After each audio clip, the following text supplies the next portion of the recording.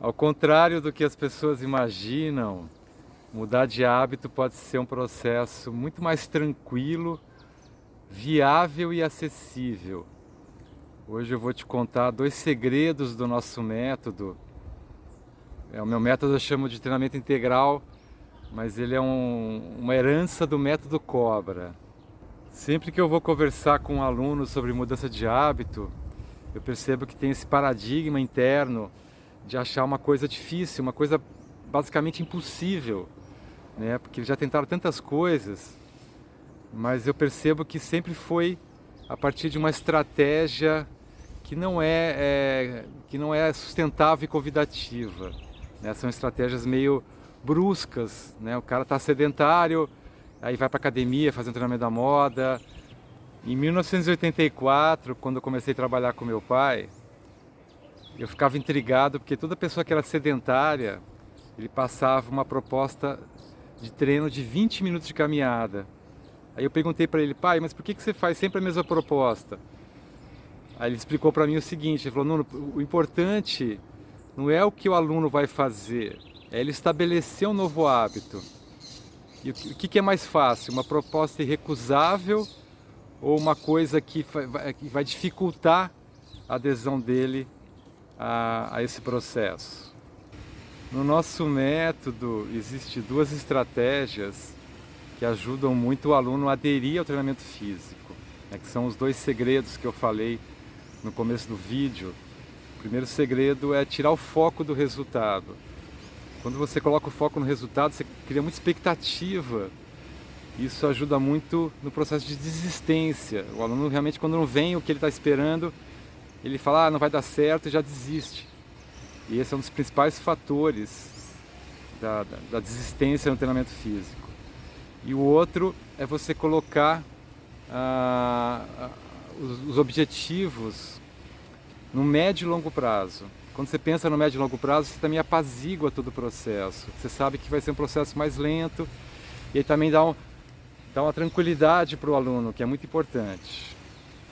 Eu brinco com meus alunos dizendo que as pessoas querem mudar da água para o vinho, mas para isso você tem que passar pelo suco de uva um pouco diluído. Imagina que para a água virar vinho, você tem que passar por várias etapas, né? Então imagina uma água mais diluída, um suco diluído, vai ficando mais concentrado, depois ele vai fermentando e aí vira o vinho. O ano passado, por exemplo, eu tive um aluno que ainda está comigo, que ele tinha uma questão complexa, que ele tomava uísque quase toda noite, né? Ele tinha esse hábito que ele não chamava de vício, ele chamava de um hábito ruim, né? Mas é um hábito muito comum dele chegar e tomar 2 doses de uísque, umas doses bem caprichadas. E a gente começou um processo junto, né? Uma parceria em relação a construir estratégia para diminuir essa dosagem, né? Para reduzir o dano do álcool. E aí ele começou a reduzir a quantidade, né? Então ele fala: então eu vou passar então para uma dose grande. Aí depois de um tempo, agora eu vou botar um pouco mais de água no uísque. Ele foi diluindo o uísque. E aí depois ele passou para cerveja. Aí ele passou para 2 long neck. Enfim, ele fez um processo muito particular que a gente foi construindo, que foi viável para ele. Acho que o legal do nosso trabalho é isso. Na verdade, eu estou a serviço do aluno. Eu não imponho nada de cima para baixo. Eu vou construindo e conversando. E a gente vai chegando nessas soluções que são muito personalizadas, muito artesanais. Eu acho que isso que é um dos grandes segredos também. E é interessante que o final da história foi um final feliz. Porque o que ele fez? Ele começou também a espaçar mais o dia que ele bebia. Então a gente teve a ideia de colocar um treino de arte marcial, que é uma coisa que ele gostava muito, de terça e quinta. Então já era um dia que ele não bebia. Então ele substituiu o uísque por um treino de Kung Fu. Que ele falou que era até melhor, porque ele relaxava do mesmo jeito e ele ficava bem. E aí depois botou terça, quinta e sábado, com o tempo ele bebia só um dia, duas vezes por semana e pronto.